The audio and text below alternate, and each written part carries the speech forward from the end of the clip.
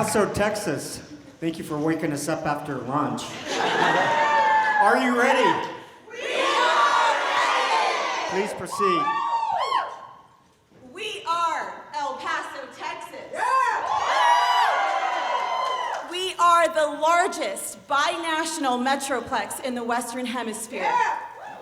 But more than that, we are a community with rich culture and a deep heritage. We invest in more than just providing services and amenities.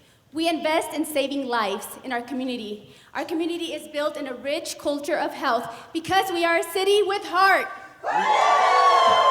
And we are here to share that heart by telling our story, powerful stories from the city of El Paso, the city with a heart.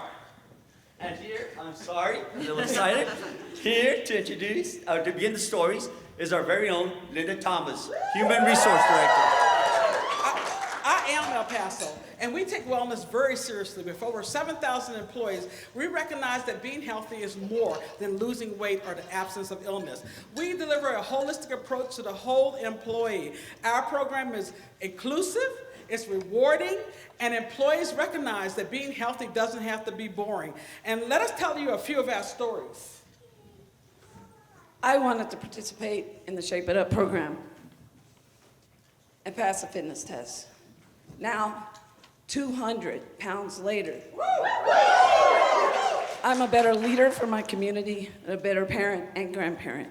And guess what? I hold 7 world powerlifting records.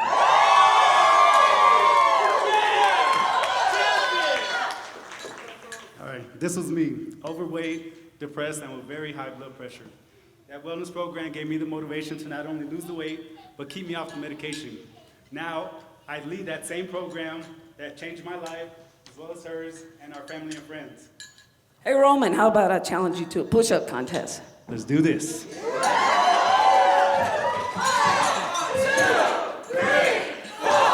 guys, okay. Let me tell you a couple of stories about how we also save lives through screening events and incentives. We had an employee, Mary Ann, who attended the biometric screening last year, and her lab results sent her to a doctor where she found out that she had a mass in her large intestine.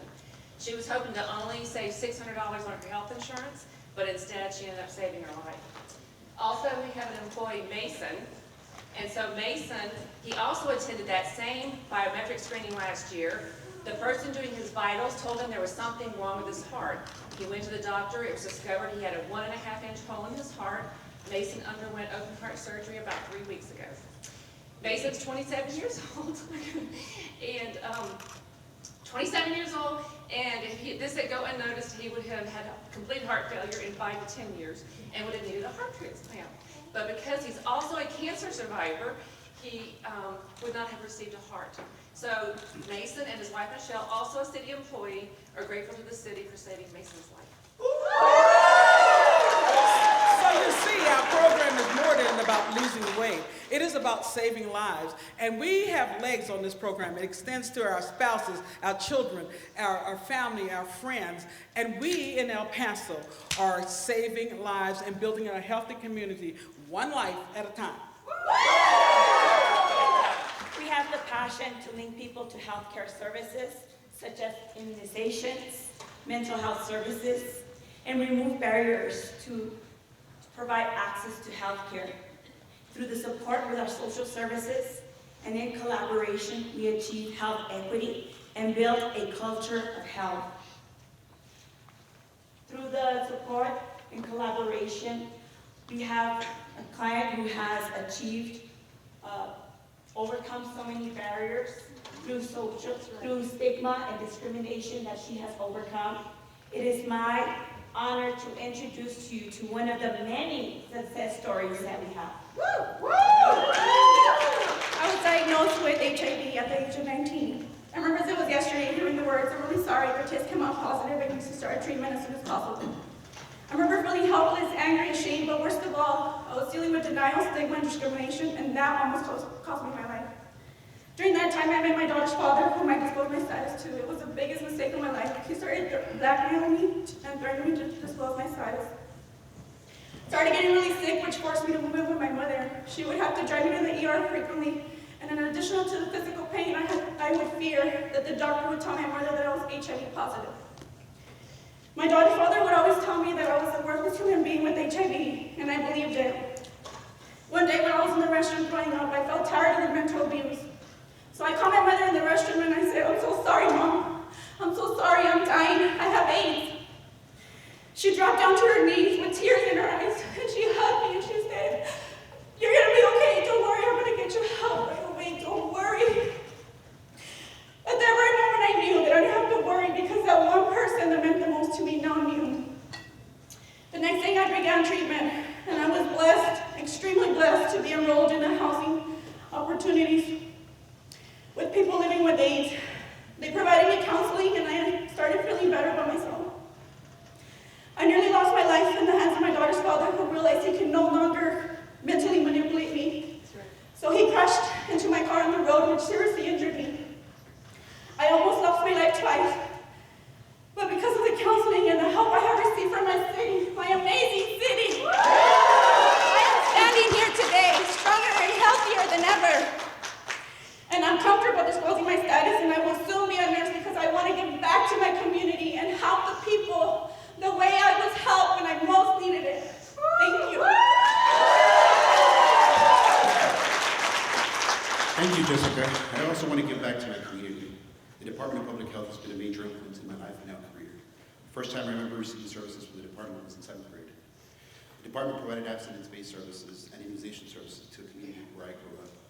Later, during my senior year in high school, I was invited to join a community-led advisory board alongside members of the health department. The work led me to get my first job at the Medical Institute for Sexual Health as a peer mentor and then as a health educator. The city of El Paso's health department gave me an opportunity not only to lead but to teach. These experiences have really shaped my life. Higher education partnerships are also important in our community. As I am now proud to announce that I will defend my dissertation in 2 weeks. And I've just accepted an assistant professor position of nursing at the University of Texas El Paso. Our patient is a 64-year-old male with past medical history of diabetes, hypertension, on dialysis with bilateral below knee amputation. He was referred to our chest clinic with a new diagnosis of pulmonary and spinal tuberculosis. I was the nurse case manager assigned to his case. When our patient arrived to our clinic, he was confused, frustrated, and in constant pain. He couldn't sit longer than 2 minutes without having to shift his weight from one side to the other due to TB invading his lower back, causing pain. As I educated him on his new diagnosis and what the Department of Public Health will do to help him, he was at ease. Our TB team provided patient with transportation to all of his appointments. He was medicated at home Monday through Friday, and finally, after being on treatment for more than 4 months, he was finally pain-free. His TB was cured after a year of treatment. During the course of TB treatment, we were able to help him apply for a free cell phone, renew his Texas ID, apply for food stamps, and a discounted bus pass. These are just some examples of how we were able to help our patient. We focus on helping our patients holistically, not just the TB diagnosis. Our patient has voiced his gratitude to our staff many times. He continues to come to our clinic because he knows we are willing to lend a helping hand. My name is Humberto Perez. I'm part of the crisis intervention team. El Paso Police Department has saved over 1,400 lives this year. 600 of those have been directly impacted by the CIT. The CIT is composed of 14 officers and 14 specialists from Emergence Health Network working together. CIT saves lives by connecting people with services. Also, we do have a story by Mr. Moss. It's only one story. It's going to be told by CIT specialist Brianna Monreal. Mr. Moss is a disabled Army veteran. He had no support from family or friends. He was struggling with substance and alcohol use. He self-medicated to cope with his girlfriend's suicide, which led to his suicide ideations. CIT and Veterans One Stop became his support system that motivated and directed him to a better living standard. Due to the help that Mr. Moss received, he is able to take care of himself along with his new companion, his dog Pookie. Paso del Norte Health Foundation convenes the El Paso Behavioral Health Consortium, a large group of community leaders committed to creating an ideal behavioral health system of care. With support from our community-based organizations, the enhancements like the Crisis Intervention Team are creating game-changing options for individuals in need. El Paso is a city with heart because of our strong collaborations and our civic engagement. We have over 302 days of sunshine. We brought a little with us today. That's right. The Health Foundation worked for over 18 months with the community to be able to develop a strategic plan for our trails.